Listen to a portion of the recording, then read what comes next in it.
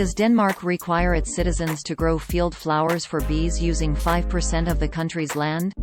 No, that's not true. Although Denmark has biodiversity measures in place and there are recommendations for measures to help bees, a spokesman for the Danish Agriculture and Food Council said the claim of such a requirement is not correct. The claim appeared in a Facebook post, published on July 21, 2021. It featured a picture of flowers in a field and the caption read, quote, "In Denmark people are required by to grow field flowers for the bees in 5% of the country. Bouquet honeybee hibiscus honeybee I think it's a fantastic solution to a big problem thinking face end quote." This is what the post looked like on Facebook on July 26, 2021. Source: Facebook screenshot taken on July 26, 14 hours 22 minutes and 25 seconds 2021 UTC.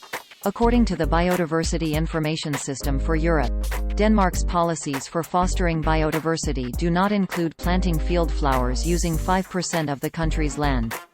A search for bees and field flowers on the Ministry of Environment of Denmark's website did not include any results about mandatory flower growing policies. However, the European Union has established a green direct payment, or greening, for farmers. The payment, quote, supports farmers who adopt or maintain farming practices that help meet environmental and climate goals. Through greening, the European Union, EU, rewards farmers for preserving natural resources and providing public goods, which are benefits to the public that are not reflected in market prices. EU countries have to allocate 30% of their income support to greening. End quote. To receive the payment, the countries have to comply with 3 mandatory practices, one of which is to, quote, dedicate 5% of arable land to areas beneficial for biodiversity, ecological focus areas, EFA, for example trees, hedges or land left fallow that improves biodiversity and habitats. End quote. In a July 24, 2021 email to Lead Stories about the field flowers claim, Thaiga Hansen, press advisor for the Danish Agriculture and Food Council, said, quote, "The claim is not correct. The Danish Agriculture and Food Council recommend our members to take measures to help the bees. One of these measures is planting flowers. But it is not a legal requirement."